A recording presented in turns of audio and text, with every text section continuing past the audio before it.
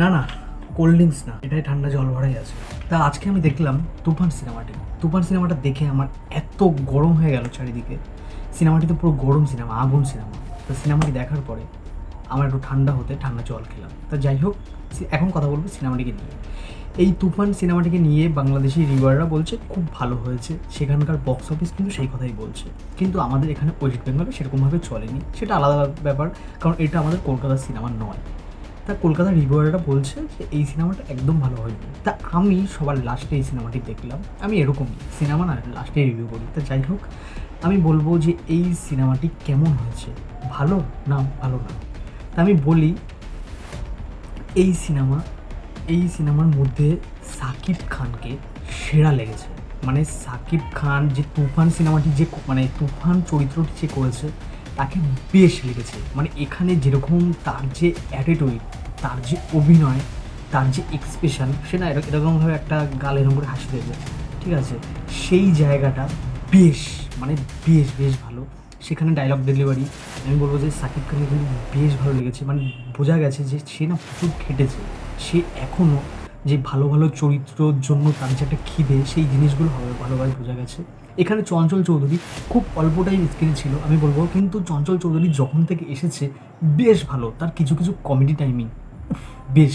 তা এখন আমি একটা সিন বলছি, এটা বলে রিভিল হওয়ার ব্যাপার না, যে মিমি চক্রবর্তীর একটা ফটো নিয়ে দেখবে, ঠিক আছে, চঞ্চল চৌধুরী সে তুফানের সাথে আছে, তা এরকম একটা বের করার জন্য এই চঞ্চল চৌধুরী খুঁজবে। তা সেই জায়গায় এমনভাবে কার্ডটা দেখাবে মিমি চক্রবর্তী, ঠিক আছে, মিমি চক্রবর্তী সিনটার পরে সেই কার্ডটা দেখিয়ে দেখাবে যে কী কী সিনটা হয়েছে সেটা তোমরা বুঝতে পারছো। তারপরে মিমি চক্রবর্তীর ফটো নিয়ে না হচ্ছে চঞ্চল চৌধুরী সে এরকম দেখে বলবে না গরম, হ্যাঁ, এবার পাশের পুলিশ অফিসারটা বলবে যে হ্যাঁ সত্যি সত্যি দেখতে হবে, কিন্তু এরকম বলবে, এরকম কিছু একটা বলবে। তখন চঞ্চল চৌধুরী বলবে হ্যাঁ কী সব অসভ্য, এইসব না, আমি আজকে বলছি আজকে ওয়েদারটা গরম সেই জন্য। তা এই জায়গায় এরকম ছোটো ছোটো কিছু কমেডি সিন রয়েছে, সেইগুলো কিন্তু বেশ ভালো লাগবে। তাছাড়া এখানে সাকিব খানের দুটো চরিত্র রয়েছে, সেটা তোমরা এখন সবাই জানো। এখানে যেই চরিত্রটি মানে যে নায়ক, মানে যে অ্যাক্টিং করতে চায় এরকম একটা চরিত্র রয়েছে। তা সেই ছেলেটির চরিত্র হয়তো অনেকের না লাউড লাগতে পারে, যে ওভার অ্যাক্টিং করছে এরকম, কিন্তু তখনকার অ্যাক্টিং মানে 90s অ্যাক্টিং দেখবে, তখনকার না বাংলাদেশি সিনেমায় একটু ওভার অ্যাক্টিং এরকম টাইপের সিনেমাগুলো হতো, সেই জায়গার ক্যারেক্টারটা কিন্তু ভালো, ঠিক আছে, ওভার অ্যাক্টিং হলেও প্রথমের গল্পটা কিন্তু আমার বেশ ভালো লেগেছে। আমার তুফানের ঘটনার থেকে আমার না যে ওই আগের সাকিব খান মানে যে হিরো হতে যায় যেই সাকিব খান, তার চরিত্রটা, তার গল্পটা আমার বেশ ভালো লেগেছে। কিন্তু এখানে বলবো যে সাকিব খান মানে যে তুফান, তার অ্যাটিটিউড কিন্তু সত্যিই খুব ভালো লেগেছে, এটা বেশ লেগেছে, এটা মানতেই হবে। এবার মানে এই যে তুফানের ক্যারেক্টারটা না সেরকমভাবে ভালোভাবে আমার মনে হয় লেখা হয়নি। কেন? কারণ এখানে তুফান আমি বলবো যে তুফান কিছু কারণে দুঃখ পাচ্ছে, সেই জায়গায় না আমি যে দুঃখটা পাবো তার জন্য, যেটা পুষ্পাতে হয়েছিল, যেটা কেজিএফে হয়েছিল, সেই ক্যারেক্টারগুলো ভিলেন, সেই ক্যারেক্টারগুলো দোষ করছে, কিন্তু তাও তাদের জন্য কিন্তু আমরা দুঃখ পাবো, সেই জিনিসগুলো কিন্তু এখানে তুফানের প্রতি হয়নি। এটা আমারও হয়নি, আমি জানি না, এটা কিন্তু অনেকেরই হয়নি, আমি বুঝতে পারছি। তো এই জায়গাটা মানে যেটার জন্য আমরা যে হিরো মানে হিরো সাকিব খানটার জন্য যেটার জন্য দুঃখ লাগছে, সেই জিনিসটা কিন্তু এই সাকিব খানের জন্য কিন্তু লাগছে না, যে ভিলেন সাকিব খান, আমি এটাই বলবো।